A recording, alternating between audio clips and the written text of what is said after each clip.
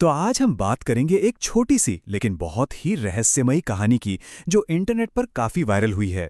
पता है, ये कहानी आखिर में अपने सुनने वालों के मन में एक गहरा सवाल छोड़ जाती है। तो चलिए इस कहानी की परतों को खोलते हैं। यही है वो सवाल, वो एक सवाल जिसमें इस पूरी कहानी का राज छिपा है। सोचिए, एक ऐसा सीन जिसकी कल्पना करना भी मुश्किल है। और यही वो सवाल है जो हमें कहानी के आखिर तक चैन से बैठने नहीं देगा। कहानी की शुरुआत होती है एक बहुत लंबे इंतजार और एक बढ़ती हुई चिंता के साथ। महल की दीवारों के अंदर ना एक अजीब सा डर धीरे धीरे पनप रहा था। तो देखिए मसला क्या था। रानी की प्रेगनेंसी को 9 महीने से ज्यादा हो चुके थे। अब ये नॉर्मल तो है नहीं, है ना। और इसी एक बात ने पूरे राज्य में एक बेचैनी सी फैला दी थी। और राजा राजा तो बस चिंता में डूबा हुआ था। देखिए, ये सिर्फ एक पिता की चिंता नहीं थी, यह एक शासक की फिक्र थी। भाई, पूरे राज्य के भविष्य का सवाल था। और जैसे जैसे वक्त बीत रहा था, राजा की बेबसी और बढ़ती जा रही थी, क्योंकि वक्त को भला कौन रोक सकता है। तो अब कहानी एक ऐसे मोड़ पर आती है जहां जहां बात चिंता से बहुत आगे निकल जाती है। मतलब अब जो हो रहा था उस पर यकीन करना ही मुश्किल था। जरा इस टाइमलाइन को देखिए। ये सिर्फ गुजरते हुए महीने नहीं है, ये उम्मीद का टूटना है। 9वें महीने में जन्म की उम्मीद थी, 12वें महीने तक वो गहरी चिंता बन गई, और 15वें महीने तक, तब तक तो ये चिंता एक अनजाने खौफ का रूप ले चुकी थी। 15 महीने, सोचिए जरा।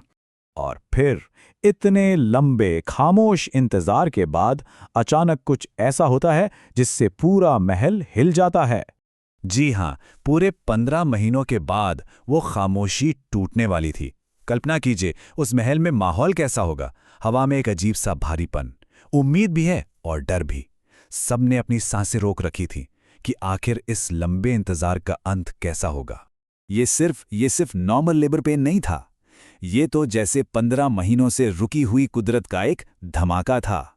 इन चीखों से ही अंदाजा लगाया जा सकता है कि जो भी हो रहा था वो कितना अलग और भयानक था। और राजा की हालत देखिए, वो पूरी तरह बेताब था। उसने फौरन हुक्म दिया, दाई को बुलाओ, और सैनिक तुरंत भेज दिए गए। ये एक तरह से उसकी आखिरी उम्मीद थी, इस मुश्किल को संभालने की एक बेबस कोशिश। अब आता है कहानी का वो हिस्सा, वो क्लाइमैक्स, जहां बस एक पल में खुशी का माहौल खौफ में तब्दील हो जाता है। कमरे के अंदर से एक बच्चे के रोने की आवाज आती है। अरे वाह, सोचिए, महल में एकदम से जश्न का माहौल बन गया होगा। राजा को लगा बस अब सब ठीक है। 15 महीनों का वो दर्दनाक इंतजार आखिरकार खत्म हुआ।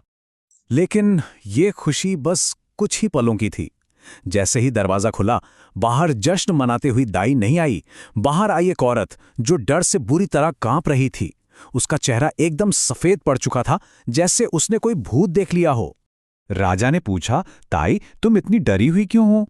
और ये सवाल सिर्फ राजा का नहीं था, पूरे महल का था। भाई, बच्चे के जन्म पर ऐसा डर, ये क्या बात हुई? राजा के दिल में अब खुशी की जगह बस सवाल ही सवाल थे।